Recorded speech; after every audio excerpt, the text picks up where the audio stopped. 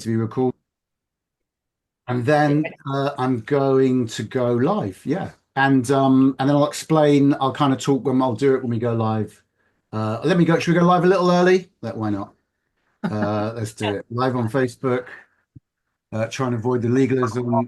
Continue with Matthew. What? You can use that chat. Yeah, is that okay? Yeah. If anyone comes to this meeting late, we will not admit them. Go live. They must wait until after the communion is served before we'll let them in. But we'll let them in before the contribution. Oh, yeah. Trigger warning, please. Trigger warning. Thank you. Oh. Trigger. My whole life is a trigger. Oh, yeah. All right, seriously, too many memories. Okay, we're going live. I'm so glad you're with Matthew. Oh yeah, I'm so glad Tina's here today as well. Tina's going to be on the I'll explain actually as we go. So hopefully this is going to work. So it's setting up your meeting for Facebook Live. Okay. And in fact, I'm probably going to do the view. So setting up your meeting for Facebook Live. Oh, okay, there it is. In fact, I'm probably going to do the right. Let's get rid of that sounds. And let me go. So I think we're live now. What do I need to do? I need to do this. I need the view. I need to be able to look at you, gallery. How do I change it so I see like the person who speaks? There's the box on view and you click, it'll say, and I think you click on speaker and then that's. Yeah, I can't see that. Participants, more. Do you see all of us above it? I see all of you guys, and underneath there's like host tools. Maybe that's it. Frank Fu. No, where is it? Normally it's pretty obvious. Top right corner, you will see a view. On where? Yeah, it's the view Top on right the corner. And it's see not the little view on the Zoom workplace place. on the view. So It's maybe got you have a close different manage screen. participants, show chat, window. Listen to the Asian Thing full screen. Here we go. Multi-speaker. I'm half, And but I do love Zoom. if I don't do multi-speaker view, oh, that's it. Got it. Yeah. Got it. Yeah, okay, good. I know. We Yeah, need like a fantastic. 10-year-old kid to be in here to help us. 10 years old. Yeah. So this is it. We're live. Seriously, that's why I hang out with young people. They taught me how to do like a Apple Wallet. They're like, why aren't you? I'm like, I use like 10% of what's on my Apple phone. Not there. Elgin Louis, hi. Hey, brother. I know, it's so good to see people's faces. Sherry Simpson. This is wonderful. I'm feeling like it really is church. Okay. Tammy Wilder. It is church. It is Hi, church. gang. So It happy is to church. be here. Church for real. It's Hey. church. It's not It's like church. church. That's not the last not up on this one, but I don't know why not. This is wonderful. Already I've benefited. What am I gonna do? Ah. Okay. So welcome everybody. Welcome. It's fantastic to have you here. I feel like I'm doing the welcome. You'll be the young sharp brother. Yeah, I'm the young sharp brother, up and And coming. the young sharp brother. Yeah, I always remember when some new evangelist or leader would come into town, they'd get really excited about, hey, Matthew Walpert, I found they'd found a hidden gem. We could raise that guy up and he could be, and then the other older leaders would say, no, we've trust me. we tried. Like honestly, it's never gonna happen. He's prideful. He's emotional, he's got emotional. issues. Yeah. Honestly, we've all He leaves messes on the kitchen bench. there we go. Yeah. Andy knows all about that from Australia. He's He in leaves 3 o'clock in the morning here. Listen, you're so into yourself, bro. You're so into yourself. Come on. Be more like me. Andy and I go way back. Chance of a lifetime, 1988. That's So it. how we're going to do this? Absolutely. We're going to try and be relatively ordered because I don't even know. There's lots of people on this call already, so that I don't know how exactly we're going to do this. But there's like at least 20 people already. So if you do try and keep it to like a minute or 2 minutes, whatever point you want to make, question. And then hopefully we can all get a second go if there's a lot of us, or if only a few people want to speak, then those people can speak. I think James is happy to answer questions. I think he's also happy to take a back seat. I feel the same way. I don't even know. It's always, what are we doing here? I don't know. I just have to talk to each other and talk about the church, about what we believe, about what we've learned, about anything really. It's free. Not everybody here is in the same place. So some people might still well be in the ICOC or the ICC. Some people might be very insensitive about things, whether it's about you're in a cult or I was in a cult, or there could be, we're not all in the same place. So we have to remember that I wouldn't call this exactly an ex-members safe space or a members safe space. It is a communal space that we want to try and look after each other and be kind to each other, even if we vehemently disagree with each other about many issues. This is Tina, who's going to have a look at the comments that might come up on Facebook, although we've still got to get that. There it is. There, we haven't got any comments yet. Okay. And did you want to say anything? No. And James, do you want to say anything? I just want to say that I was a little shocked to find myself so encouraged and happy about seeing so many of the faces, and many of whom I've not met before. But I really appreciate you being here. And since I've started doing this with Matt a month or so ago with the videos, I've heard from a lot of people, a lot of people. And I didn't even realize the amount of harm that we had done. James, just to cut in for a second, this is a problem we thought we'd have, that your mic's a little soft, so you're going to have to speak right into it loudly and clearly. How about that? Is that better? I think it's a bit better, yeah. Okay. I just want you to know that my heart has been touched by so many people that have written me, emailed me with their stories. And I was telling Matthew, I think yesterday morning, in tears, that it's taken so much out of me. It's affected me in a way that I had not expected. And I'm just glad that there's a large group of people now that feel disenfranchised, that feel, what was I in, that never got the apologies that were due them. And I'm just appreciative that I can serve in any way, as long as I can do this in a way to encourage everyone of our worth and to be proud of the things we did do, even in that church. As Josie said, a lot of it was good and organic until it wasn't. But I'm just grateful to be here, and feel free to speak your mind honestly and openly, and we will have people respond, even if it's not those that are leading the call. Thank you. Just to say, we don't use the word leader here, James. No, I'm just joking.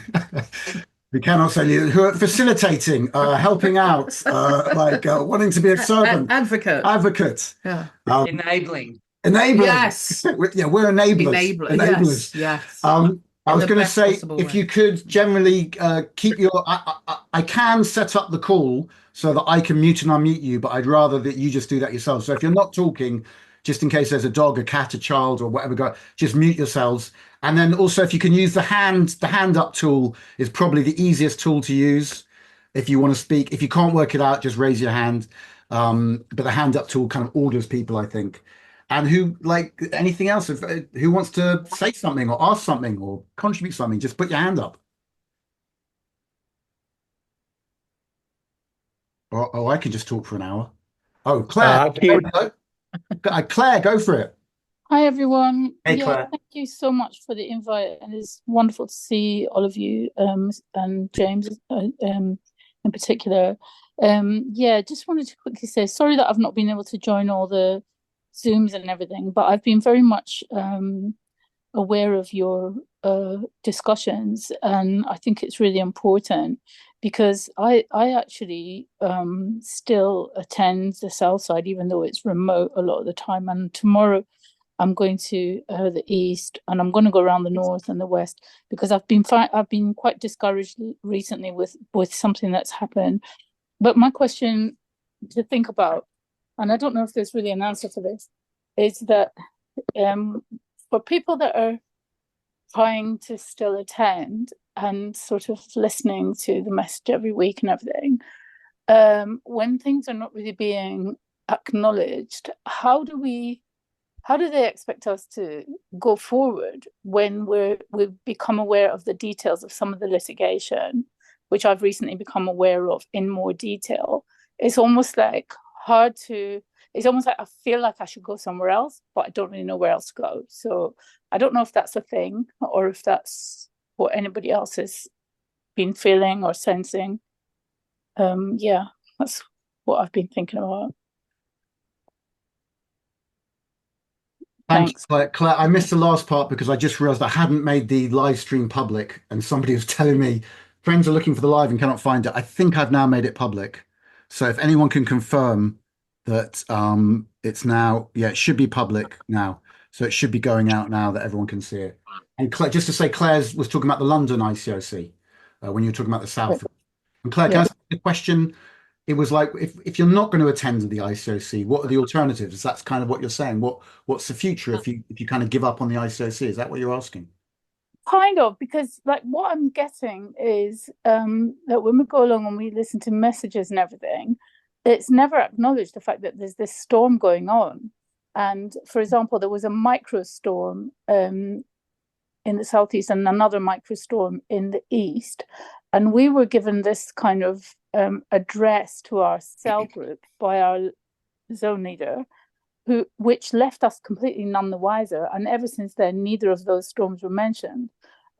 So I just feel as if, yes, they're trying to continue as a church, they're trying to be a church, but I find it slightly, we used to feel like we're being treated like children when we don't get told stuff.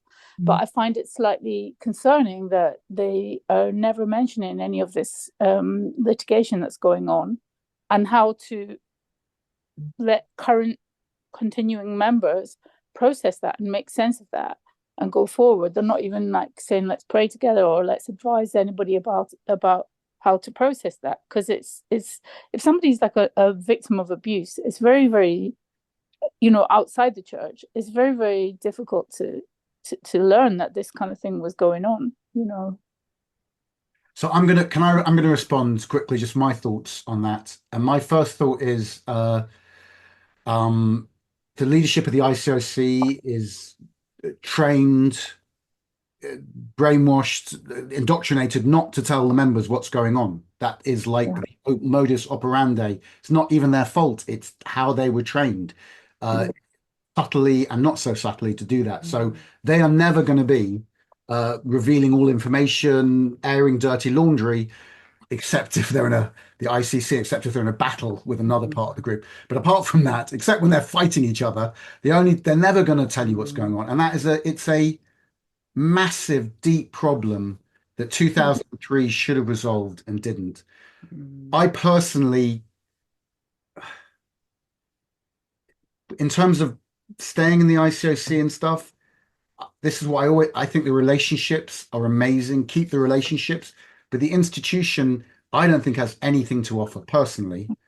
I don't think it has anything to offer that you can't create with your friends. Without it, it has nothing as far as I can tell. James, did you want to say something, and then anyone else?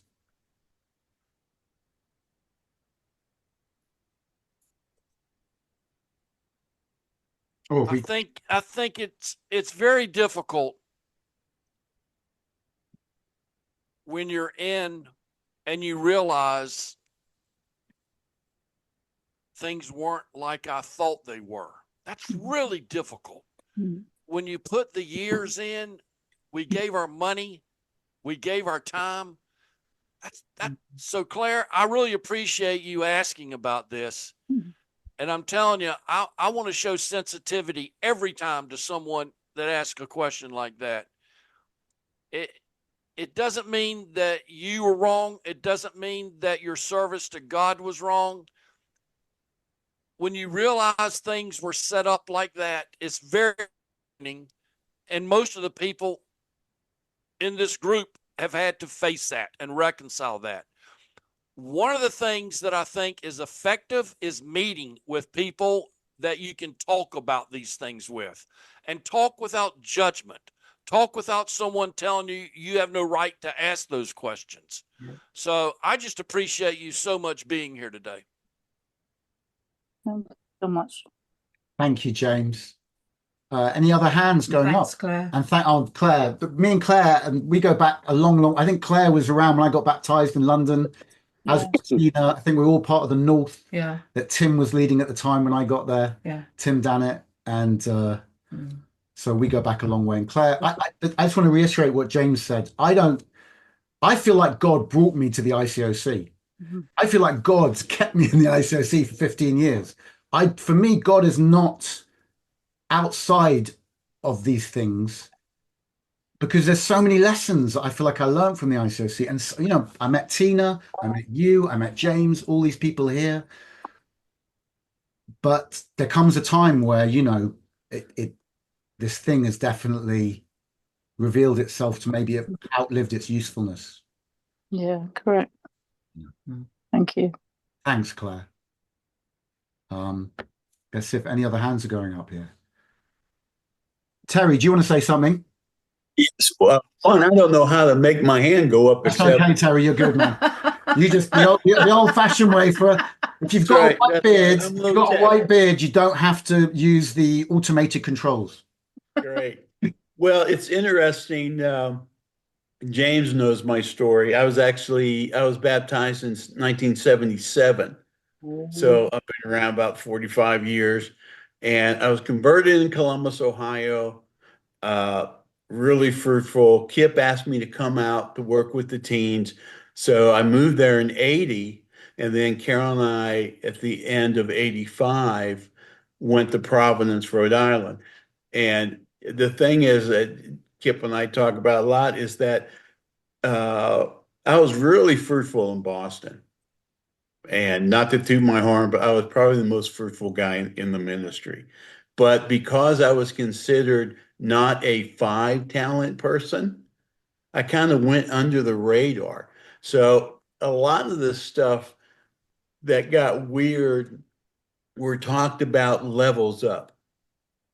Like I was never taught in Boston to keep things private, and that kind of thing. Now, I was just under the stinking radar. And then, and I really believe that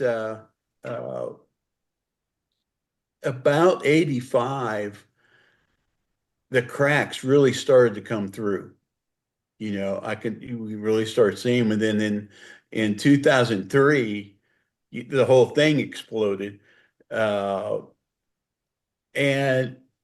it's funny. I kind of fought the idea that we were a cult. I knew we had a lot of mistakes, and mistakes were being made.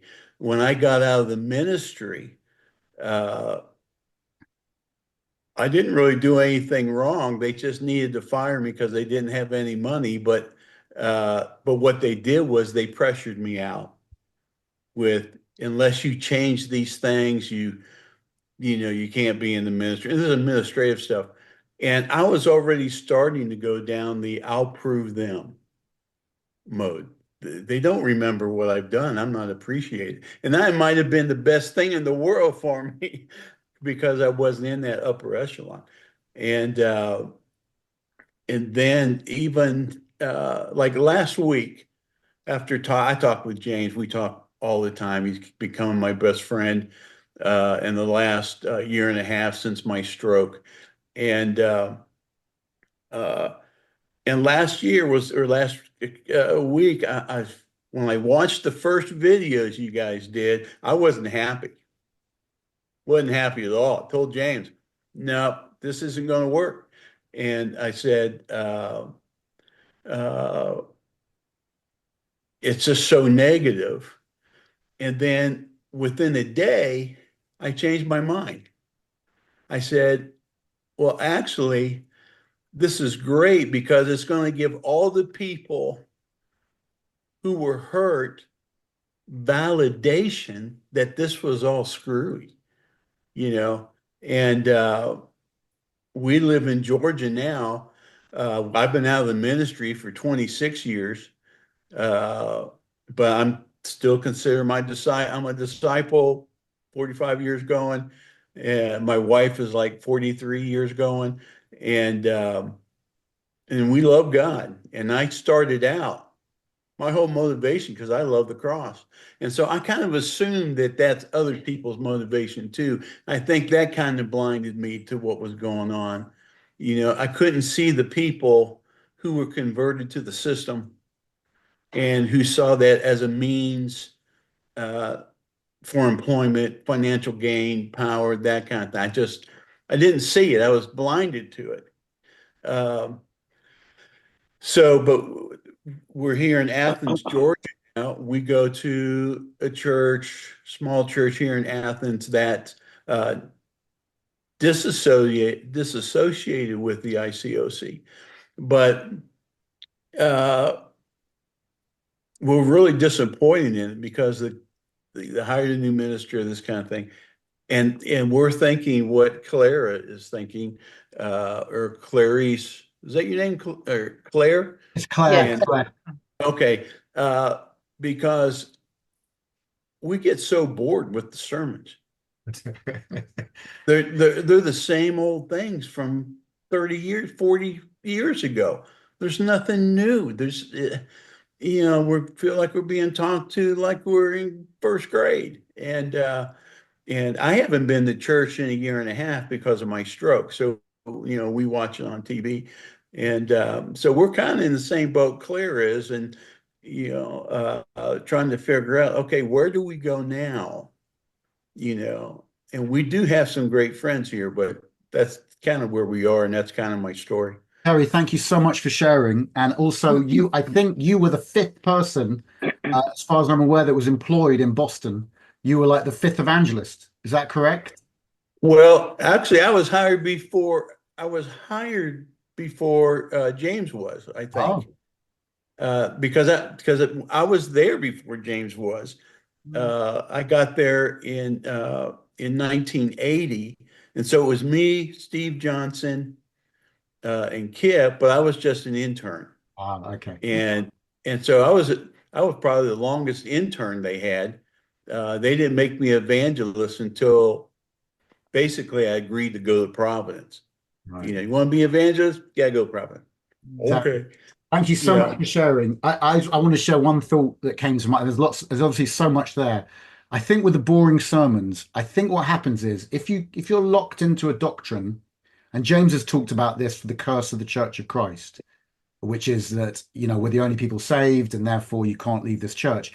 But also doctrinally, if you've got this formula, which we had, which disciple equals Christian, you've got to repent, you've got to be baptized, you've got to be committed to the church. That's it. That's what Christianity is. That's who God is. That's what God wants for you. That's it. Done and dusted. Now just go and do it for the rest of your life. There is a new sermon to preach on that. It's done. There's nothing else to say. You can write that on the back of an envelope every weekend and stick it on your head if you have to. Yeah. Yeah, of course.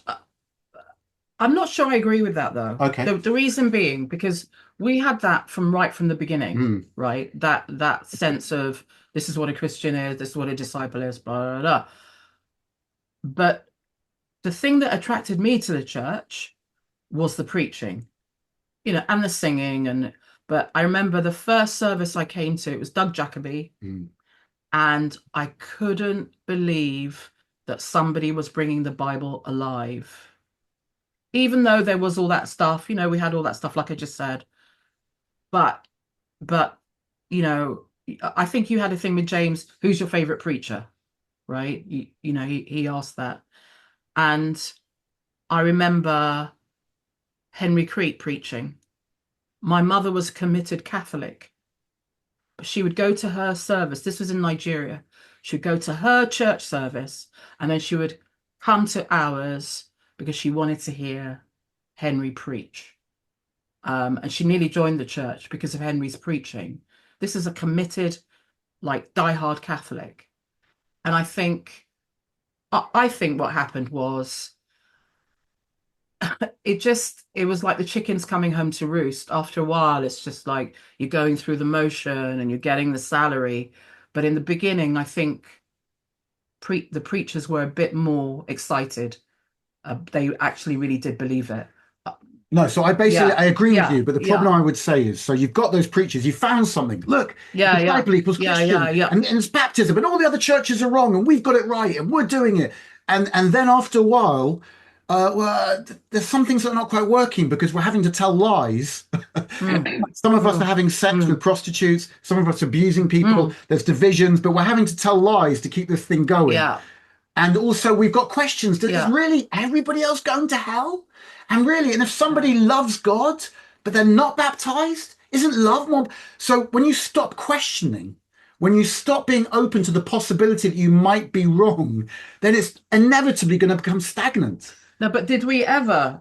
We did stop. Did we question in the beginning? No, Did we exactly. ever? That's what I'm saying. No, but at the beginning, it was a new thing. So you get your new toy, we've got this doctrine. That wasn't a bad starting place. Oh, disciple equals Christian. We need to go and evangelize. We need to get baptized. But it's just a starting place. The next bit could have been, well, hold on a second. Like that's where we needed to question. So we were excited about the initial message because it was like, this is the meaning of life. It Yeah. gives us purpose. Okay. But then you have to be able to question to then go, is there anything deeper here? Can we go deeper? Is baptism maybe actually a symbol? The cross, why did Jesus die? What about the Garden of Eden? Like, why was there a snake in the Garden of... We weren't allowed to ask those questions. We weren't even allowed to question baptism. We weren't even allowed to question dating rules, let alone doctrinal stuff.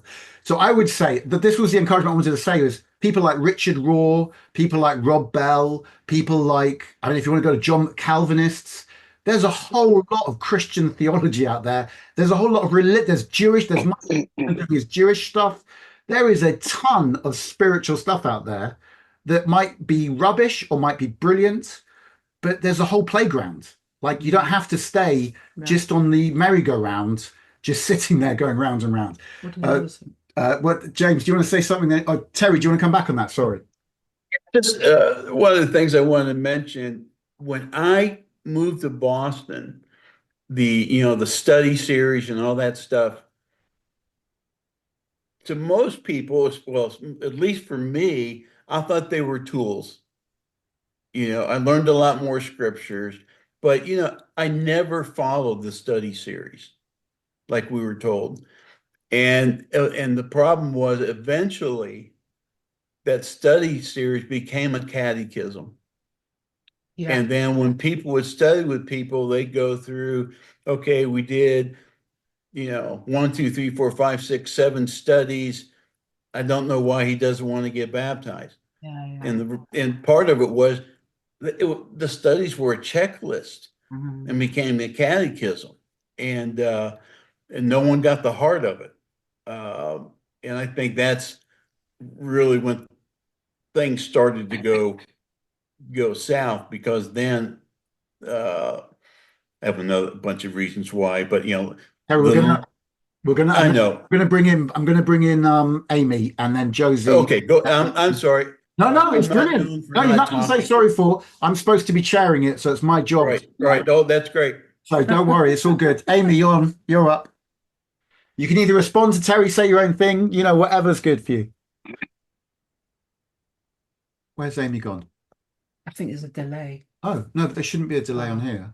Did we lose Amy? No. I think she's mute or her speaker is not working. Okay. Your mic is not working, Amy. Josie, do you want to go? Yeah, just really quickly to Claire. Just keep praying, God, kind of to find a community where you can feel safe. And honestly, I think it's going to be with people that probably were either still at the church or part of the church. I'm so thankful for Sherry, and I have so many great friends. And it really is the people. I was a part of the daytime zone, which, is performers, which saved me because, we were crazy. We had fun. We had passion. There was so much passion. And I also feel that I was blessed. I was in a pocket of people that were authentic, and weren't selfishly ambitious in that sense. So I felt very grateful. Sherry and I were the problem girls. Jeffrey and I, our first date, he picked me up at 8 a.m. and we drove up to Yale. And through that date, honestly, he went bed shopping, and then we saw a play. I got home at 2 o'clock in the morning, which I know wasn't like you know. So I just feel like it's a process, and I feel like it's kind of it can really crash your faith in a sense of throwing the baby out with the bathwater. So just be really kind with yourself and know like your motives and your motivation. My motivation was I love God. I wanted to love God. I never believed we were the only church. That didn't make sense. So I would always kind of do the whole even women's submission stuff. Lee Kennard and I were like, "Ugh." And I just would pray, okay, God, I don't get it, but you're going to have to kind of show me. So it is all a process. It is faith. It is on the supernatural level in a lot of ways. And that's why I think it's even harder, because it was all through that lens. And I think that's why I gave a lot of excuses for a lot of years and giving it the old try. And then finally I moved out here in Orange County. I don't know, I'll just say it. Jeffrey and I were split. We're still, quote, married, but we are separated, long story.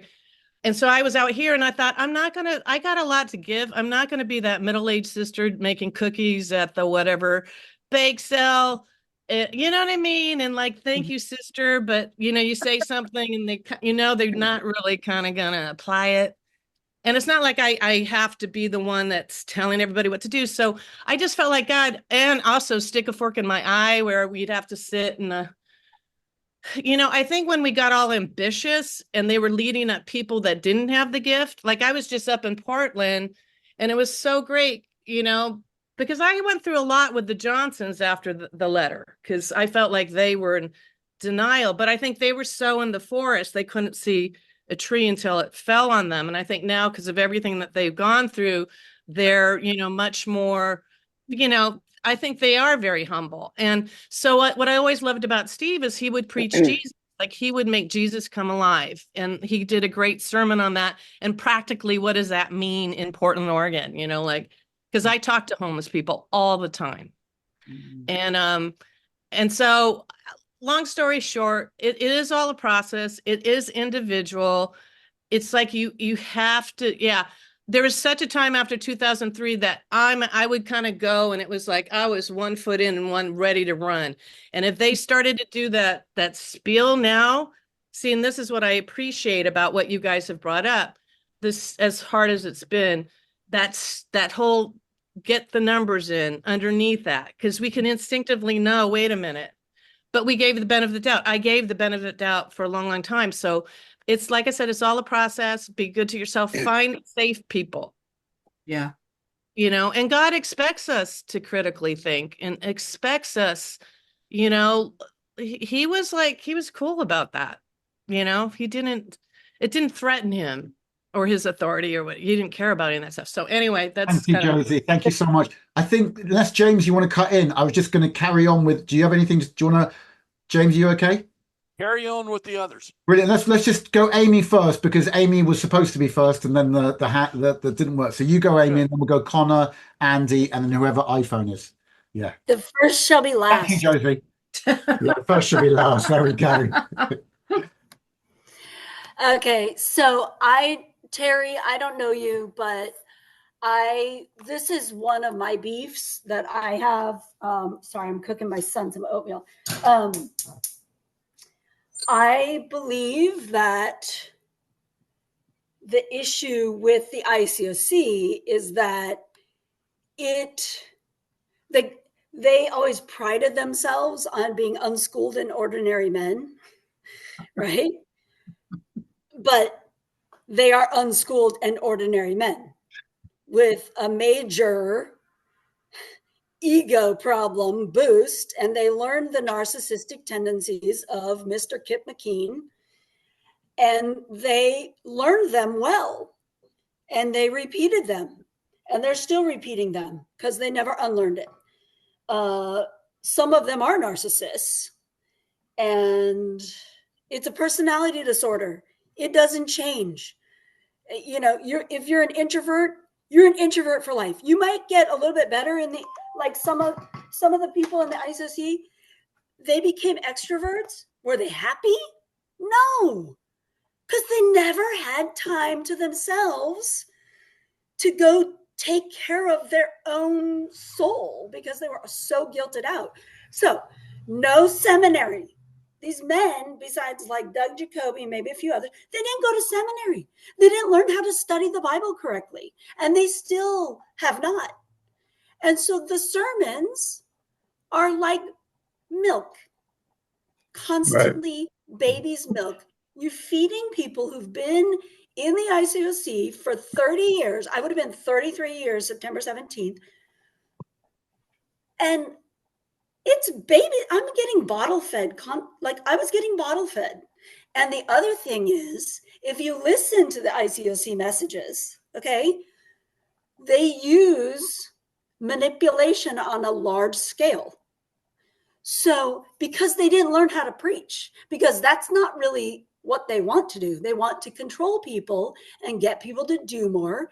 It's like whipping a dead horse, okay? You're like constantly, when you say, we got to do this, okay, you need to have your quiet time. You need to be here on time. I've never had anybody call out a church for people being late. You know, they used to shut the doors and let all the people in late, or say, church, we need to repent and get her on time. You know, nobody does that besides a cult. I'm sorry, that's my truth. Okay, so they don't have seminary. They don't know how to study the Bible. You know, one of the reasons I got out of the ICOC in 2018 is I was on staff I was hired by the Causies. And I was, Doug Jacoby led my campus ministry when he came back from London in Philadelphia. And he taught us, we had quizzes on Friday nights. Like, not only did I have to study and maintain my grades at an Ivy League school that I was overwhelmed by because I never slept and I never had time to study until like midnight.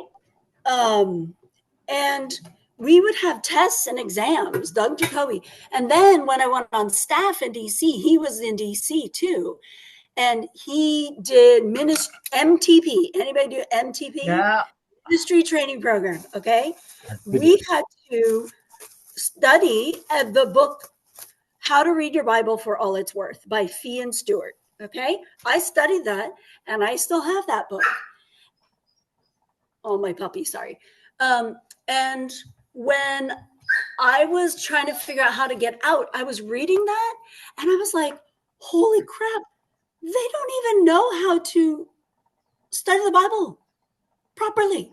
Like every sermon, they're pulling scriptures out of their butt to just to support their own agenda.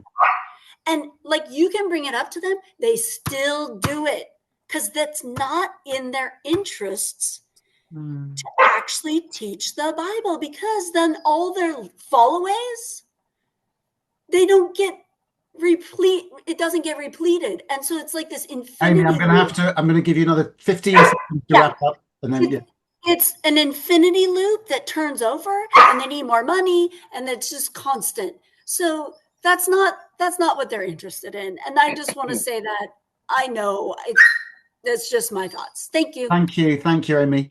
Connor, you're up. Hi, everyone. I was baptized in 1987, left in 2003. And so I've been around. I was around in the old days. But there's two things really in my time in the church. First of all, was the one true church that really got to me. I never bought into it. And I got into trouble a few times for voicing that opinion. And it was a terrible doctrine to have, and I don't know where it came from, but I suppose it was manipulation and control at the time, that if you leave, you're leaving the one true church. You're lost, you're gone, goodbye. And the other thing that got to me was this, a guy was reached out to. He was from a difficult part of Dublin, and he brought along 4 or 5 friends, and you know, and the Dublin church was growing like anything. And this was around just around the Restoration time when London was going through what London was going through.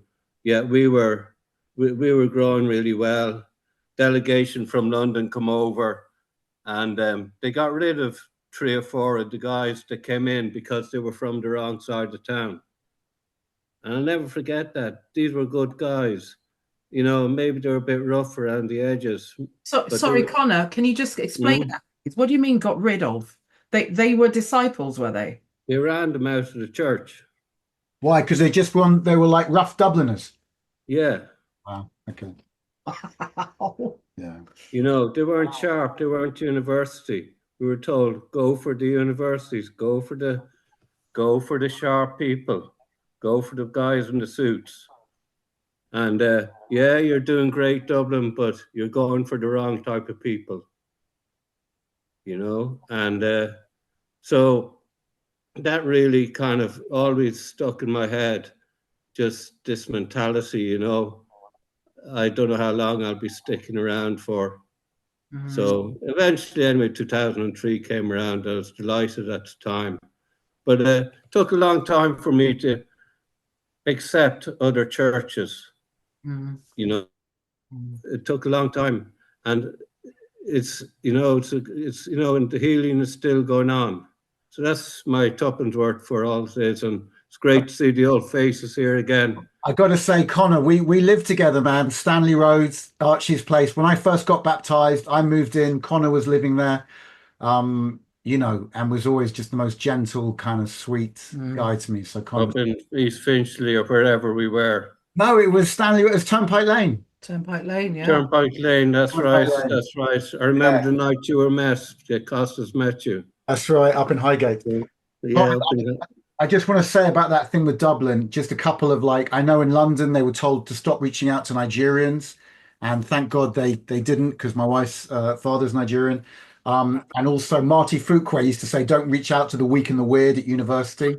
So this thing we've got to have sharp people, you know, and it's, again, all these things are kind of so the opposite of what you see in Jesus. You know, when you get caught up in it, it just becomes weak and weird. Yeah, it becomes like the very opposite. And you can understand.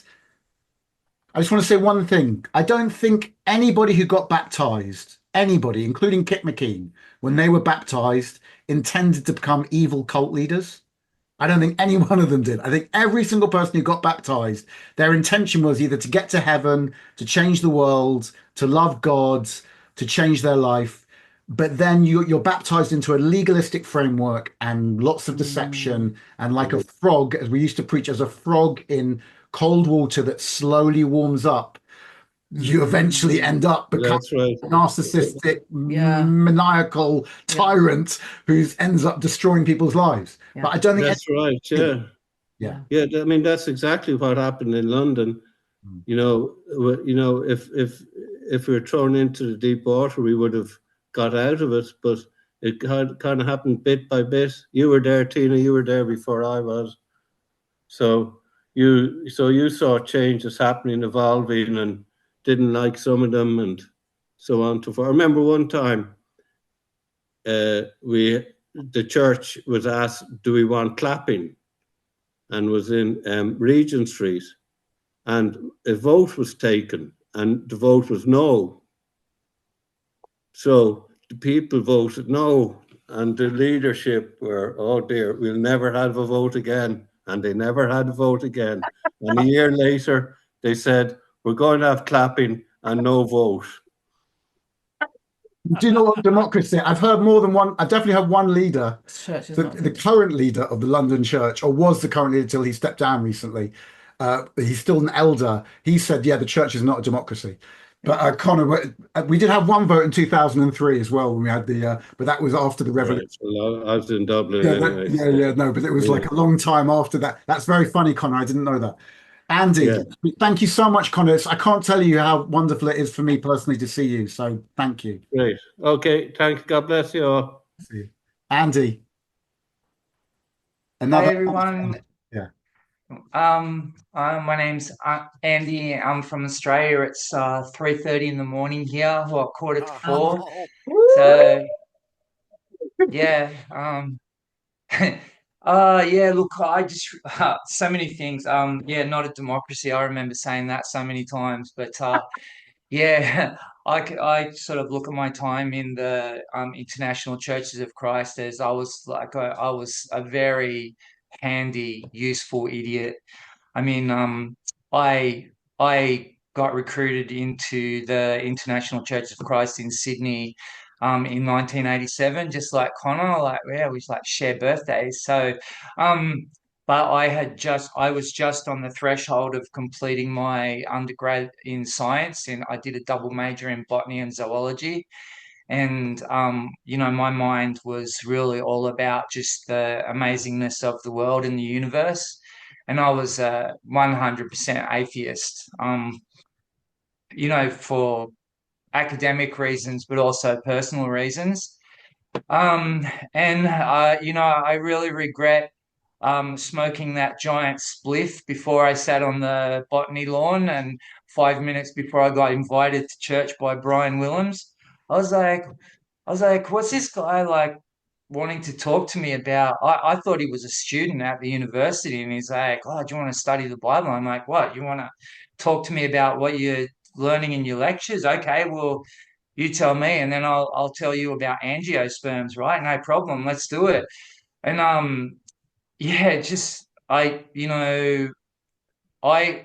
for me and Claire, I suppose your original question was really about sort of how you access information. But yeah, like my mind at the time had been trained to accept that the truth wasn't subjective, that there was a real that I mean that the truth was objective, and that the way that we viewed the world was subjective, and we used the scientific method to generate facts so that we could look at the world. And so that was my training. And I felt that when I joined the church, that I sort of, I had to really just let all of that go. Um, and, I was lured by this promise of a really fulfilled kind of life. Um, but it was a promise that wasn't really fulfilled. For me, church was like going to the gym and just doing reps. Like, it wasn't an enjoyable experience for me in terms of the knowledge from what was being preached at us from the pulpit, but it was more about like, okay, I have to put yeah, I have to show a level of humility and go, I don't know everything, and they do. And so, I really put myself aside to buy into the program. And right from the very start, even just the whole thing about sitting in a big group of people and and clapping and calling out amen, I was just like, oh my god, oh my god. I'm just 100% atheist. And yeah, and I anyway, but like because I was presented with this dilemma that it was like, this is an emergency, right? Like, as I'm studying the Bible and kind of being painted into the corner by these scriptures. Andy, I'm going to give you another minute, and then, but that's it. So just to, Yeah, okay, yeah. it was just like, this is an emergency, and I just have to bite the bullet, and really be out of myself and try and bring as many people as possible. It wasn't a fun experience for me, except for the relationships. And I eventually became an intern. And then I was placed on the team that was meant to plant the church in Melbourne, and I worked as an intern for a year down there, and then I got the sack. Um, and I only just realized the other night after watching one of James and Matthew's programs that I really just exchanged. Why didn't it occur to me that at the end of that I had completely lifted up my life. I'd given away the beginnings of this very promising career in science, and they're like, I'm getting the sack, and they said you've got to go and pray about it, and it's just and it never really felt real to me. So I suppose maybe Claire, just that just by being here and listening to this. That's kind of probably revolutionary. So, if you continue opening your mind and looking outside the church, I'll use an English analogy, like, you can barrack for Manchester United, but it doesn't mean that you can't talk to, I don't know, another English soccer team. Let's go with Chelsea, because that's my team. Right. Andy, Andy, it's really special to have you here, man, because going back, like, we've chatted, and just going back, like, we're at 35, I don't know, 1988 in Sydney, and we share, so it's just great. It's just great to see you, Andy. I love you, man. So thank you for being here. Love you too, Matthew. Okay. And your universalist loving. Yeah, we're all going to heaven, man. This is just the beginning. Listen, we're all going to heaven. I don't care what anyone says. And if you guys aren't going to heaven, I'm not going. I'm only going if everyone. And I hope God. Yeah, who knows? Let's have a sidebar and like talk about like the assembly theory and the naturally organic way of life developing and consciousness being a function of our physical bodies. We'll have to roll up the spliffs first, but then we'll do that. Yeah. Okay. Thanks, Sandy. I don't know who iPhone is, but iPhone, you're up. Oh, I need to ask to unmute. I muted you because I think I heard you cough. iPhone, can you hear me? Oh, hello. Hello, this is Sherry Odesanya. Sherry. Hey, Sherry Barno to James Lloyd. Hi, guys. Barno. Hey, Sherry. Good morning from San Diego. Thank you. Hey, I'm just going to be really brief. I think everyone's feeling for Claire. I don't know if she's still listening, but I think for me, what my husband and I, husband and I have just kind of re-examined what is church anyway, right? It's not this structure that you go to on Sunday to do the whole, communion, and it becomes very monotonous, like Terry was saying, and ecclesia, those who were called out, right? So for us, we decided, the church, the kingdom of God is within you. For those of us, that kind of still lay hold of what the Bible teaches. And I feel like when I meet a friend for coffee, that's a believer, that's church. And, when I have people over dinner, that's church. I don't have to like go to church to have church. And so maybe that might help you, Claire, because for me, it's become, or it is, a multi-level marketing system. It's kind of no different from Amway with the whole numbers game. And sheesh. And the second thing, just really quickly, personally, one of the hardest things for me with the church was just you give your best life, your best years rather, my 20s and my 30s, just that's your youth, your brain, your beauty, and it's like there's so many missed opportunities. And I think a lot of us have had to grieve that. We've had to grieve the hours, the time, the money, the talent that we gave to this system. And we've lost out on a lot, We've had missed opportunities. And we're older now. And so, it's things change. So that's one of the things I personally have a hard time with, even though, I'm happy to have a great marriage, great husband, David Odesanya. A lot of you guys know. There's like 10 of us that were part of the church, the Odesanyas. But anyway, I don't know. I just hope that I hear the pain in Claire's heart, but we don't have to go to that building every Sunday morning at 10 to experience ecclesia. That's all I'm saying. I'm done. Sherry, it's so great to have you here. Someone I love today. I remember him from Wolverhampton. I think Victor was on Chance of a Lifetime with me. Yeah. And then there's Kathy Odesanya. I mean, the Odesanyas are just everywhere. You couldn't get away. No, it's great. And so great to see you, Sherry. Evangelize their whole family. And I just want to say, I love that thing that Steve and, the church that Steve and James talked about. I think they got it from something, the Church of Two. For me personally, wherever there is love, that's the church. So we do a frisbee group filled, but they were non-Christians. I mean, they were like they were just random people we met. We used our evangelism skill to build this ultimate frisbee team in London. And, with non-disciples, and it was just like, and we're still in touch. Two of them have ended up together. It was like a little church. We just played frisbee and loved each other. That was all. And Yeah. the same when I see my family, my natural family, and there's love. That for me is church. With my neighbors where I live, that's church. For me, church is anywhere where there's love and unconditional love. Fellowship. Yep. So Yeah. yeah, for me anyway. But I understand that some people want to talk about God and spiritual things, and that's cool as well. But anyway, thank you so much, Sherry. So great to have you here. We're going to go from Sherry to Shari. Hey, Shari, welcome. Shari. I think it's the first time we've actually talked in person, Shari. We've texted and stuff, but I know. welcome. It's crazy. Yeah. You can hear me, right? Yes, we can. Okay, so I'm not going to say a lot because I've been very vocal, and there's even a full hour and a half podcast about why I left the church. So if you want to know, that exists out there. There's just two things that I want to say. Actually, just why do you say that? Can I just say, I think Roy, you did the Roy Clemens thing. I did. And I think Roy, I haven't talked to him, but I think he's pretty much open to anybody who wants to record their story can go to him and he'll record it. So I would encourage anyone who wants to do that. Can be there for other, you can share it with friends. Roy Clemens. It's called the Clemens with a Z. Clemens with a Z podcast. You can find I can always get it for you if you need to DM me or whatever. It's sorry, thanks, Sherry. I listened to your one. Thank you. Yes, no, so that's my whole thing. But quick shout out to Josie. We've known each other for 33 years. I love you, girl.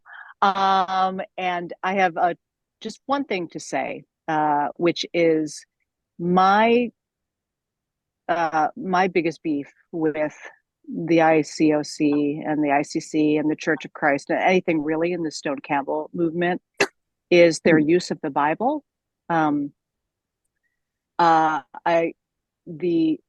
The proof texting, lifting things out of context and putting together a dogma that controls people.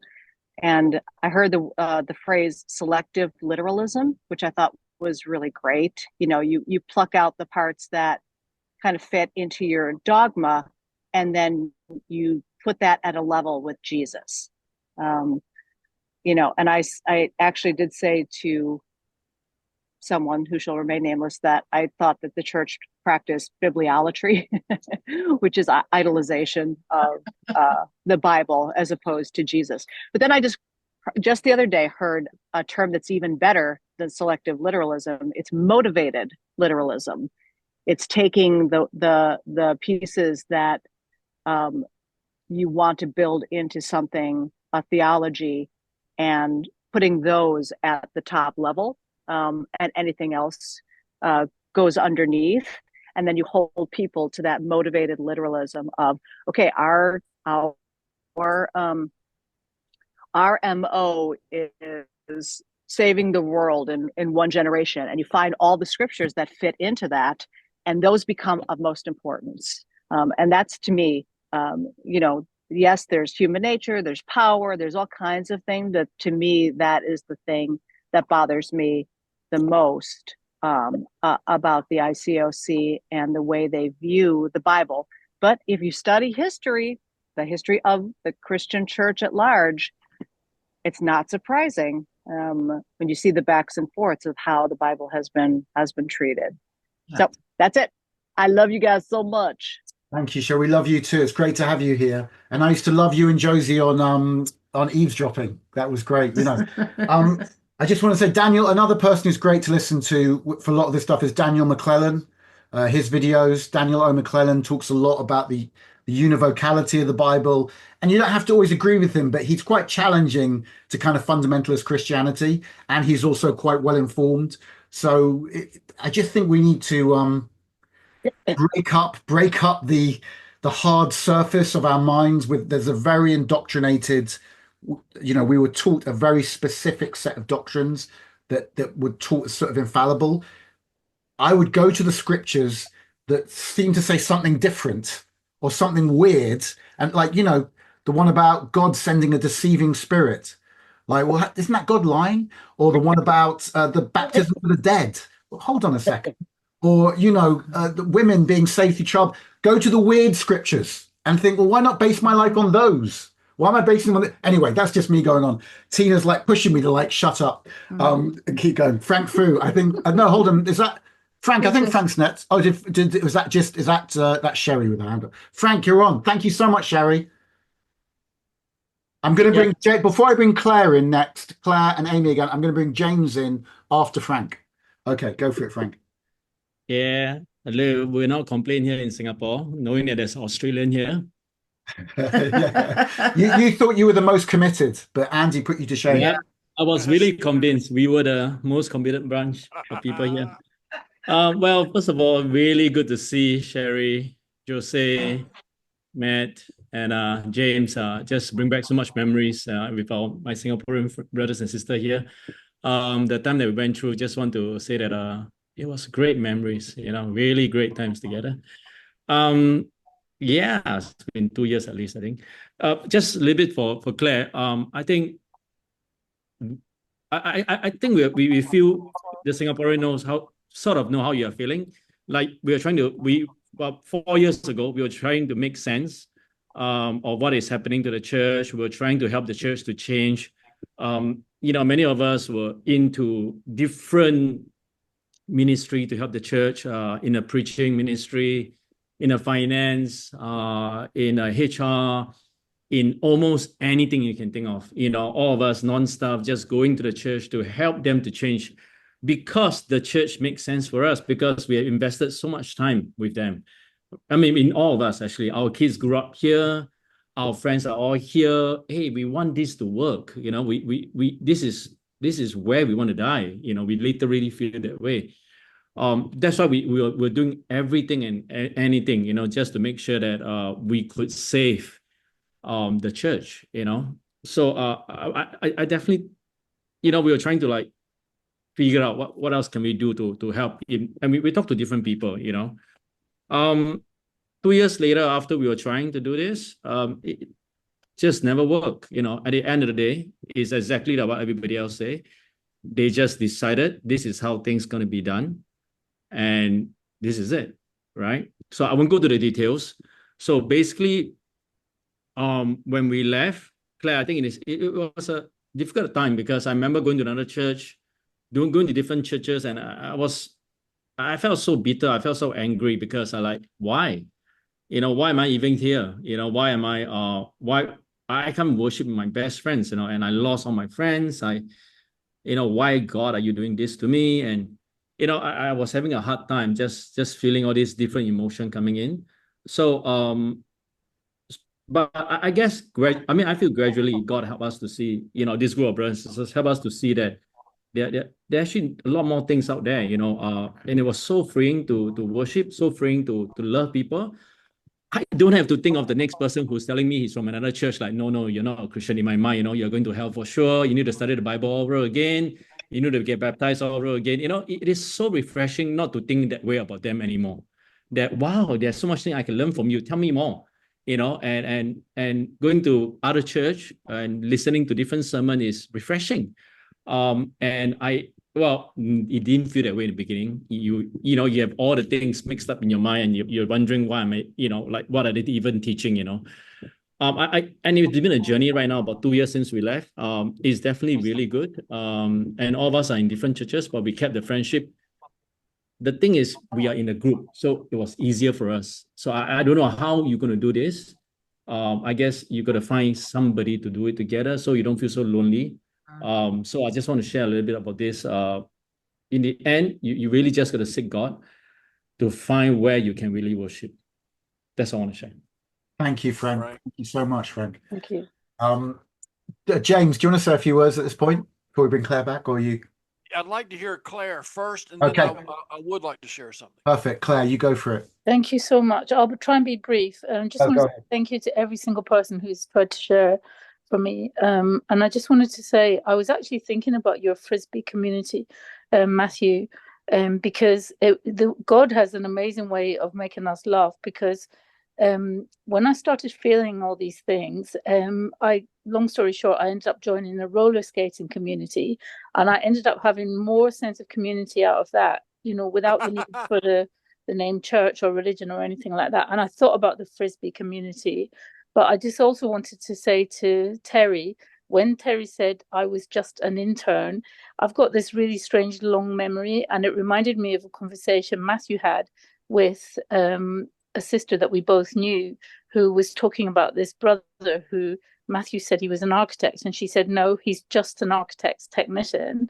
And Matthew turned around and said, he's still a human being. So I was going to say, Terry, even though you were just an intern, you're still a human being.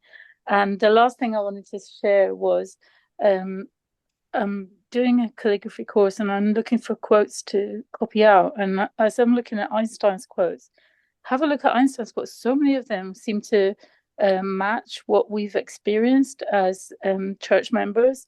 This one I'll just read. It says, everybody is a genius, but if you judge a fish by its ability to climb a tree, it will live its whole life believing that it is stupid. And there's so many others that all match, but I'm not going to read them out. That is beautiful, Claire. That one about the fish, and because Yeah. I think we all felt that way, because none of us could be Kit McKean. So, you know, which is what was expected. Claire, and also at some point I would like to know who I know who we were talking about, the architect's technician. But anyway, we'll talk about that offline sometime. It was one of your fruits and also my flatmate. Okay, it doesn't help because my memory's gone, Claire. So you one of your and I was so fruitful. One of your fruits. One of my fruit. Haven't heard that for a long time. One of my fruit. Love that. Your fruit. Anyway. Yeah. Oh yeah, I do know who you're talking about. I've just worked it out. Yeah. Okay, yeah, okay. Thank you, Claire, so much. James. Yes, you know, it's been an hour. We're going to need to leave in an hour, and you said you were going to try to go for an hour and a half. I don't know if that's still the case. I'm happy to wrap it up with this, James, because I feel this is a good moment if you want to. Yeah. No, actually, I wanted to bring something else up, and I wanted you to speak to it, and then I wanted to say a word. Because this just happened yesterday, the fact, and some may not even know it, that it looks like the ICC has split. Oh, yeah. And that word is kind of out as of yesterday. And I wanted to get your thoughts or summations on it, Matthew, or what it means or could mean. And then I have a word to say about it as well. So I can't deny I was delighted. I can't deny. I'm not going to try and pretend and go, oh, it's these poor. I was delighted when they put that letter out.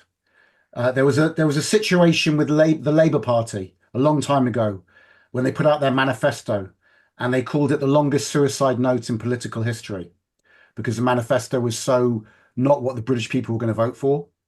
And I think what they wrote, what Jason Dimitri and his team, and who he seems to be supportive of Kip, so maybe Kip's behind it. For me, it's the longest suicide note from the ICOC. I mean, I cannot believe they have aired their dirty laundry as if like they haven't been pretending for the last 20 years that they have the most clean white bleach sheets you've ever seen in your whole life. You know, it's like they're trying to present themselves as like these righteous warriors of indignation against the corruption that they never knew about until 7 years ago, sometimes, or 8 years. I mean, it's kind of insane. It's kind of insane. And obviously, I know a lot of people, those people in the ICC now, at some point, they're going to wake up and go, what was I, you know, and it's going to be very disconcerting and scary and upsetting. But I would say it is freedom. What you're experiencing at that point is the bars opening from the prison and the light coming through, and it's like, it's confusing, but it's freedom. Walk towards the light. Do not go back to the dark. So I've written a thing on my Facebook page about I've done a book review of that letter. I mean, it's a study in stupidity. I've got to be honest. I don't use that word often because, like Claire, I don't think any human being is stupid. I think every human being is a genius, but sometimes we do stupid things. And that letter it should end the ICC and the ICOC, but it probably won't, because anyway, Tina's pushing me to stop and shut up. So James, back to you. Since I heard and since I read it last night, I wrote something myself. So I went a whole hour without being bombastic. Goes. Oh, you've frozen, James. Hopefully you'll come back. This happens. Forget Sorry, about James, winning the world in one generation. Just start again because you froze. Ready? You're unstable Yes. as always. Forget winning the world in one generation. We can't even keep a movement going for one generation. I've had 4 in my lifetime. Crossroads, ICOC, ICC, and now the new one. RC. Is that what it's going to be called? RCW. So now the new one. Why? How can this keep happening? I wrote what I believe is the state of the church, and this is why. Here's the state of the church. Grace got disfellowshipped. Transparency got marked. Kindness and sentimentality are on the weak and struggling list.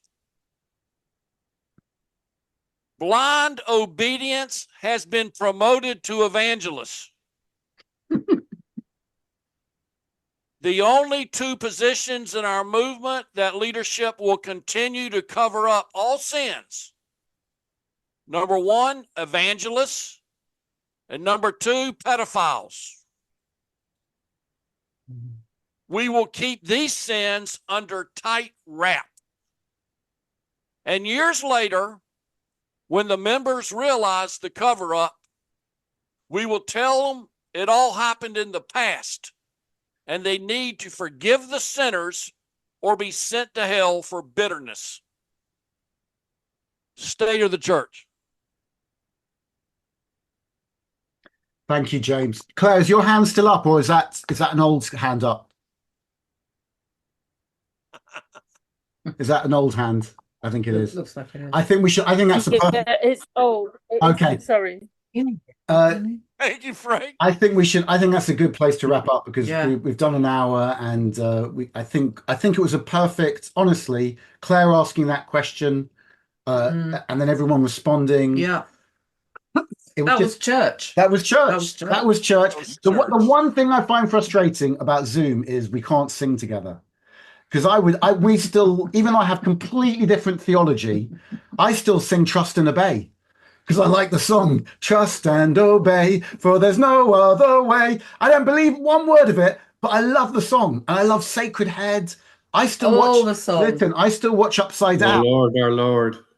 I still watch Upside Down. We sing, don't you dare even give a thought of saving me today. I'm already saved. And for that gift, I love it. Men Who Dream. I wouldn't let Tina. I was so angry at the church when we left. I wouldn't let Tina have Men Who Dream at our wedding. She wanted to have it at our wedding. I'm not having that church song at our wedding. And I kind of regret it now, because I love that. It's a great song. It's a beautiful song. And thank you, Steve, for those songs. Sherwin McIntosh. And Steve Johnson. The ICOC, Yeah. and to be fair, the ICC, we put on a good show. We could put on a good show. Yeah. Yeah. Does anybody want to say one final word? Because anyone want the last final word? No? Okay. Guys, thank you so much. I'm kidding. No, Terry, thank you, man. Thanks, everybody. I think we'll do this again. I'd like to do it again. So we'll work out another time and do it again, because it's fun. And maybe we'll have a topic. Maybe we'll talk about universalism, my favorite topic. Anyway, love you guys. Thank you so much. I'm going to you're going to be famous. It's going to be on YouTube, and at least 7 or 8 people are going to watch it. Bye. Bye, guys. Thanks, Matthew. Thanks for Bye. coming. Bye. So exciting. Thank you. Okay, I'm going to stop.